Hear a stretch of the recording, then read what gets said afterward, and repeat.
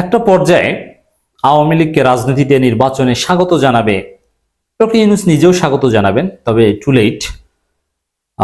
তবে এখানেও কিছু কথা আছে। বিএনপি স্বাগত তো অলরেডি জানিয়েছে, জামাতও অলরেডি স্বাগত জানিয়েছে। এর মানে নির্বাচনে বিএনপি জামাতের তো আপত্তি নেই। এই যে নিষিদ্ধ করতে চায় না, নিষিদ্ধের পক্ষে নয়, এর অর্থই তো নির্বাচনে আসবে, রাজনীতিতে আসবে।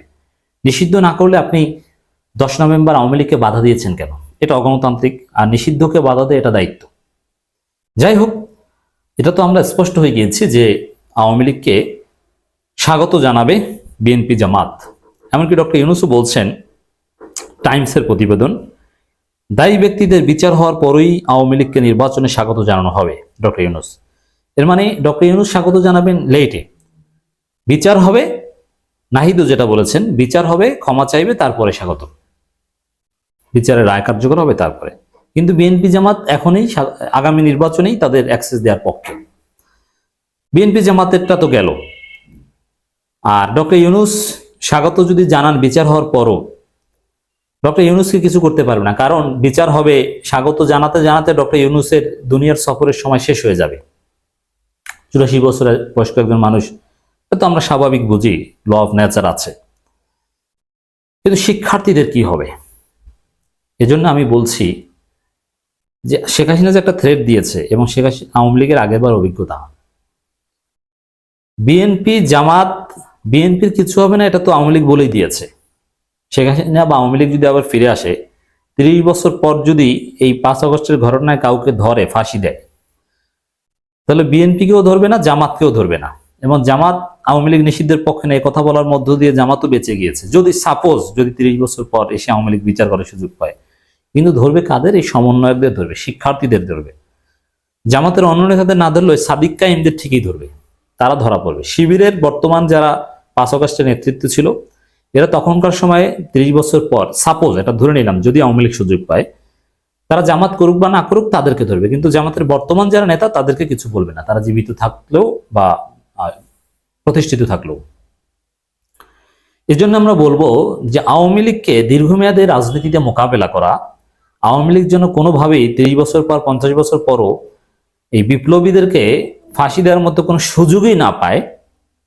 আওয়ামী লীগের রায় হবে, বিচারের রায় হবে, কার্যকর হবে, ক্ষমা চেয়ে পরে রাজনীতিতে আসবে, আসলেও যেন তারা অতীতের মতো কোনো সুযোগ না পায়। যেরকম 75-এর 15 আগস্ট জাতিকে রক্ষা করেছিলেন সেনাবাহিনীর কিছু কর্মকর্তারা, কিন্তু সেনাবাহিনীর সেই কর্মকর্তাদের কোনো রাজনৈতিক শক্তি ছিল না, তাদের পক্ষে কেউ দাঁড়ায়নি, তাদের ফাঁসি দেওয়া হয়েছে, কেউ তাদের পক্ষে দাঁড়ায়নি, বিএনপি জামাত কেউ দাঁড়ায়নি। অথচ তারা ছিল দেশপ্রেমিক, জাতিকে বাকশাল থেকে, ফেসিবাদ থেকে, স্বৈরশাসন থেকে মুক্তি করেছিল তারা, কিন্তু তারা তাদের পক্ষে কাউকে পায়নি। এজন্য এখান থেকে শিক্ষা এটাই যে ডক্টর ইউনূস নিজে ওই সময় থাকবেন না আওয়ামী লীগ যদি ফিরে আসে বাঁচতে আসতে। আর যদি আসেও, হ্যাঁ, আওয়ামী লীগ একটা বড় দল, বিচারের রায় কার্যকর হওয়ার পরও ডেফিনেটলি তাদের কিছু বিষয় আছে, তারা রাজনীতিতে থাকবে, ঘুরে ফিরে ক্ষমতা আসলেও এটা আমি অসম্ভব মনে করি না। কিন্তু শিক্ষার্থীদের, এই বিপ্লবীদেরকে এই মনে রাখতে হবে, এখানে বিপ্লবের মূল স্টেক হোল্ডার্স বা আওয়ামী লীগের টার্গেট বৈষম্যবিরোধী ছাত্র আন্দোলন এবং শিবির। এজন্য এদেরকে রাজনৈতিক ব্যাকআপ তৈরি করতে হবে, যাতে আওয়ামী লীগ 30-40 বছর পর এসে সেই 75-15 আগস্টের ঘটনা যেরকম অনেক বছর পর ফাঁসি দিয়েছিল এটা না পারে। পলিটিক্যাল ব্যাকআপ দরকার। বিএনপি জামাত তাদের রক্ষা করতে আসবে না। আমরা দেখেছি দেশপ্রেমিক সেনা অফিসারদেরকে বিএনপি জামাত মোটেও রক্ষা করতে আসেনি, বরং জামাত নেতাদের রক্ষা করতেই বিএনপি আসেনি, বিএনপির স্থায়ী কমিটির সদস্যকে রক্ষা করতেই বিএনপি আসেনি, তার শিক্ষার্থীদের রক্ষা করতে আসবে। এজন্য শিক্ষার্থীদের রাজনৈতিক ব্যাকআপের কোনো বিকল্প নেই, রাজনৈতিক শক্তি হিসেবে তাদের আত্মপ্রকাশের কোনো বিকল্প নেই। যে চাইলেই তাদেরকে এসে আওয়ামী লীগ ধরে ফাঁসি দেবে, কেউ তাদের পক্ষে দাঁড়াবে না সেনা অফিসারদের মতো, এটা হবে না। এখানে ভুল হয়েছিল 75-এর 15 আগস্ট নাজাদ দিবস, এই ঘটনা যারা ঘটিয়েছে, এই যে মেজর ডালিমেরা, তাদের একটা বড় রাজনৈতিক দল থাকা উচিত ছিল, যারা হয়তোবা বিরোধী দল বা বড় দল থাকতে পারতো, কিংবা জিয়াউর রহমানের দলটাই যদি তারা করতে পারতো, তাহলে কিন্তু তাদের ফাঁসি হতো না, সাহস পেত না হাসিনা। যাই হোক, আমাদের এই হিসাব করতে হবে। ঝুঁকিতে শুধু শিক্ষার্থীরা এবং শিবিরের ছেলেরা, বিএনপি জামাত ঝুঁকিতে নয়। ডক্টর ইউনূসের এই বক্তব্যটার উপর ভিত্তি করে আলোচনা করলাম। দায়ী ব্যক্তিদের বিচার হওয়ার পরেই আওয়ামী লীগকে নির্বাচনে স্বাগত জানানো হবে। তবে আওয়ামী লীগের যদি সত্যিকার অর্থে ন্যায় বিচার হয়, তাহলে আওয়ামী লীগ আর কোনোদিন আবার এসে ওই শেখ হাসিনা যে থ্রেট দিয়েছে এটা বাস্তবায়নের সুযোগ পাবে না, বরং শেখ হাসিনার নাম ব্যবহার করে আওয়ামী লীগের রাজনীতি করবে না। শেখ হাসিনা থ্রেট দিয়েছে, 30 বছর পর হলো এদেরকে ধরা হবে, সবগুলোকে ফাঁসি দেওয়া হবে, এটাই বুঝিয়েছেন শেখ হাসিনা। আওয়ামী লীগকে নির্বাচনে আনা নিয়ে সরব আলোচনা। এর মধ্যে অন্তর্বর্তী সরকারের প্রধান উপদেষ্টা ডক্টর মোহাম্মদ ইউনূস হিন্দুকে এক সাক্ষাৎকারে জানিয়েছেন, বিএনপি আগামী নির্বাচনে সবাইকে সব দল চায়, সব দলকে চায়। তবে তার চেয়ে তিনি আওয়ামী লীগের নির্বাচনে অংশ নেওয়া নিয়েও আরো পরিষ্কার জানিয়েছেন। ডক্টর মোহাম্মদ ইউনূস বলেছেন, হত্যা ও নির্যাতনের জন্য দায়ী ব্যক্তিদের জবাবদিহির আওতায় আনার পরই আওয়ামী লীগকে নির্বাচনে স্বাগত জানানো হবে।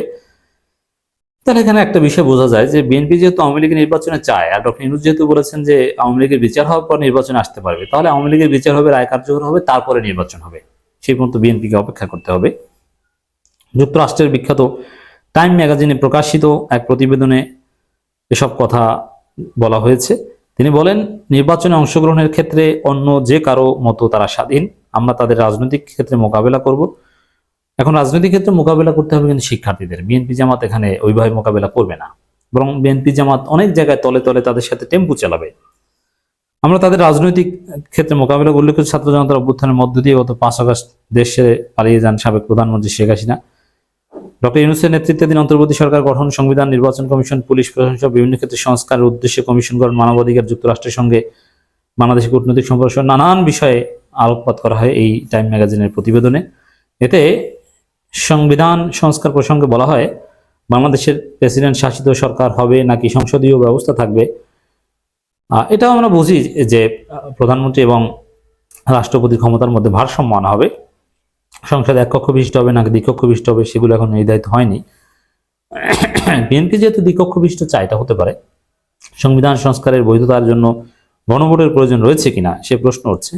আমরা গণভোটের পক্ষে, গণভোট দিলে কোনো বিতর্ক থাকে না। তবে এই সংস্কার প্রক্রিয়া বাংলাদেশে বর্তমান কোনো রাজনীতিকে যুক্ত করা হয়নি। এ বিষয়ে বিএনপির তথ্য প্রযুক্তি বিষয়ক সম্পাদক AKM ওয়াহিদুজ্জামান বলেন, কোন রাজনৈতিক দলের সঙ্গে আলোচনা ছাড়াই তারা 6টি সংস্কার কমিশন গঠন করেছে। এটা ভালো লক্ষণ নয়, এটা কর্তৃত্ববাদী সরকারের ইঙ্গিত দেয়। এই সরকারকে কর্তৃত্ববাদী পর্যন্ত বলে ফেলেছে বিএনপি, বুঝতে পারছেন বিএনপির আকীদা। আমরা বিএনপির আকীদাগুলো নোট করছি।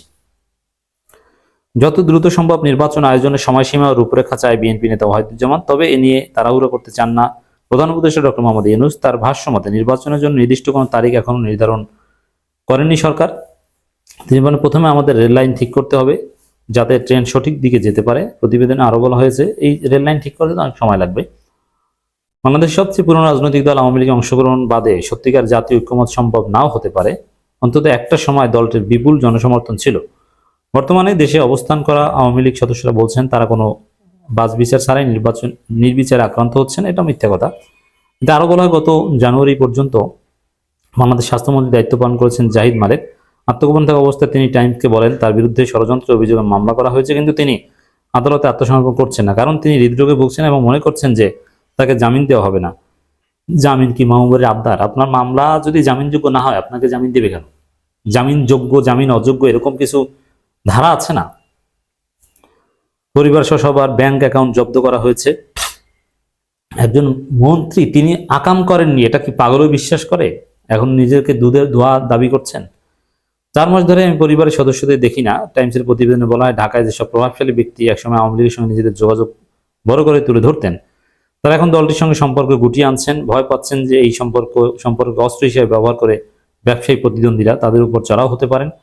মানবাধিকার সংগঠনগুলো উদ্বেগ প্রকাশ করছে যে শেখ হাসিনার প্রতি সহানুভূতিশীল সাংবাদিকদের প্রেস অ্যাক্রিডিটেশন কার্ড কেড়ে নেওয়া হয়েছে। না, শেখ হাসিনার প্রতি সহানুভূতিশীল সাংবাদিকদের প্রেস অ্যাক্রিডিটেশন কার্ড কেড়ে নেওয়া হয়নি, এটা মিথ্যা কথা।